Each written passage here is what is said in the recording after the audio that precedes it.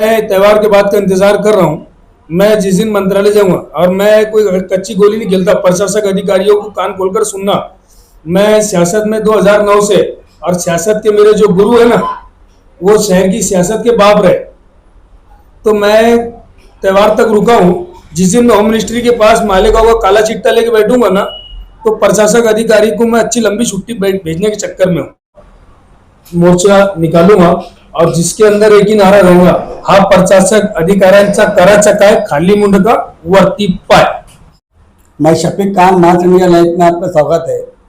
प्रभाग 4 मालदा शिवार, आपने देखा कि आम जनता को कितनी तकलीफ है आगे, लेकिन महानगर पालिका के कमिश्नर को समझना चाहिए, जहाँ काम है वहाँ नहीं कर रहे हैं, और जो ठेकेदार गलत काम कर रहे हैं वहाँ उनका बिल भी पास हो जा रहा, काम हो जा रहा। इसी मौके के ऊपर हमारे सामने आपने देखा, और करप्शन बात करते हैं अख्तर भाई, इनसे जानते हैं पर मामला क्या है। अख्तर भाई, पर मामला क्या है? ये मामला ऐसा है कि जब से मालेगांव महानगर पालिका प्रशासक राज में प्रशासक अधिकारी जो बने हुए हैं रविंदर जी जादव, ये इतनी मीठी छुरी है। सिर्फ हमारे जैसे जो लोग वार्ड के मसाइल को लेकर उनके पास जाते हैं, तो वो सिर्फ गुड़ से ज़्यादा मीठी बात करते हैं, काम कहीं से कहीं तक कुछ करते नहीं। मेरी 10 मरतबा उनसे बात हुई, 2-4 टाइम उनसे उनके ऑफिस में मुलाकात हुई। साहब ऐसे ऐसे विषय है, साहब रोड का मसला है, साहब गटर का मसला है, साहब घान कचरे के ढेर लगे हुए हैं, साहब ऐसे ट्रैफिक का मामला है, अतिक्रमण का मामला है। बस वो आश्वासन देते। मेरी मालूमात में ऐसा है कि जहाँ उनको फायदा लगता, उनके आप का जहाँ उनको फायदा मिलेगा वो वहाँ काम करते। और मैंने तो उनको ये बोला कि आप भरे हुए भरते, जहाँ गड्ढा है आप उसको नहीं भरते, आप भरे हुए भरते। मैंने कमिश्नर साहब को ये भी बोला बात। अभी मालदा शिवार के जो चारों तरफ से रोड रास्ते हैं, चाहे मालदा शिवार के रोड रास्ते बोलो, चाहे आज़ाद नगर तरफ जाने वाले बोलो, मैं समझता कि सोनगांव फाटा यानी हाईवे से जितना है, यानी 9वीं गली के ब्रिज से लेके हाईवे तक जितनी आबादी बस्ती, जो कब्रस्तान तक जाने तक का रोड है, सारे रोड रास्ते गड्ढे खोदे हुए, उसमें बारिश आ जा रही।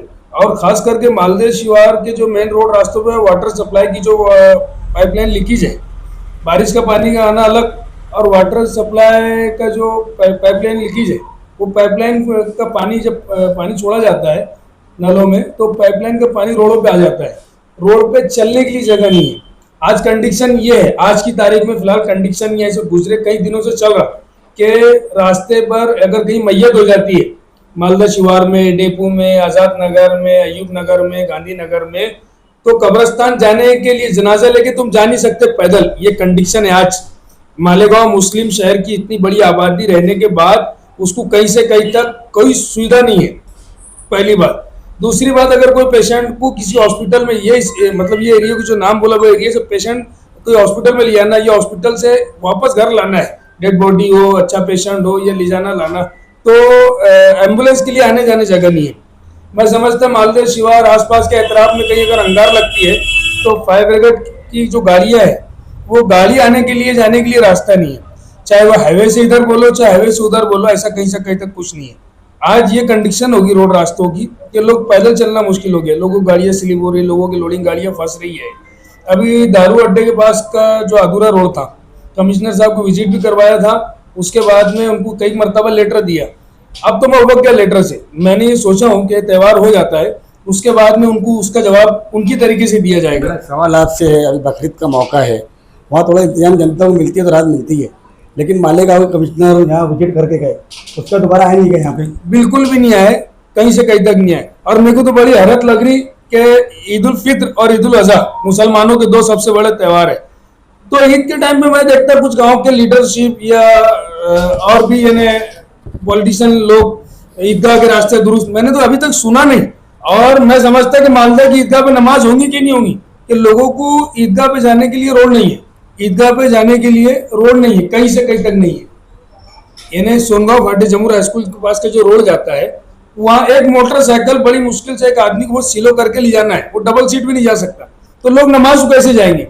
2 ईदगाह है मालदा शिवार में, ईदगाह पे जाने के लिए रास्ता नहीं है। हम सबर करके बैठे हुए, क्योंकि हमारे पास जो आमदार है, जिसका विधानसभा क्षेत्र है, दादाजी भुस्से है, वो मिनिस्टर है, उनके पास टाइम नहीं है, ना उनका कोई कार्यकर्ता आगे या उनका कोई जिम्मेदार आगे करता। और अभी तो बड़ी हैरत हुई कि जिस पेपर मुझे कारपोरेशन ने, प्रशासक के अधिकारी ने दिया, गवंदे साहब ने दिए, उन्होंने दिए कि ये जो रोड है दारू अड्डे पुराना रोड, वो शाहिद भाई जैतून अजीम मस्जिद की मस्जिद तक, और मस्जिद से लेकर अल उमर हॉस्पिटल तक, ये एक रोड 1 करोड़ का पास हुआ। और जैतून अजीम मस्जिद से अल उमर हॉस्पिटल तक, मरी माता के मंदिर तक 2 करोड़ का है। ये फंड का भी ऐसा है कि मालेगांव कारपोरेशन का 30% है और महाराष्ट्र सरकार का 70% है। मैंने पीछे देखा वहां कि वहाँ शहर के मालेगांव सेंट्रल के एमएलए ने एक बैनर लगा दिए कि एमएलए फंड से रोड बन रहा। ये सरासर गलत है। मैंने कमिश्नर साहब को बोला कि आप प्रेस कॉन्फ्रेंस लो, वहां के सर्वे करो और बोलो ये फंड किसका है और कौन काम कर रहा। जब तुम सेंट्रल के आमदार हो तो तुमको कहने, जब तुम सेंट्रल के रोड गड्ढे नहीं भर पा रहे तो ये रोड कहां से बनाएंगे। अगर तुम्हारा कहीं साबित था तो तुम्हारा फंड था तो रुका क्यों, काम करना चाहिए था ना।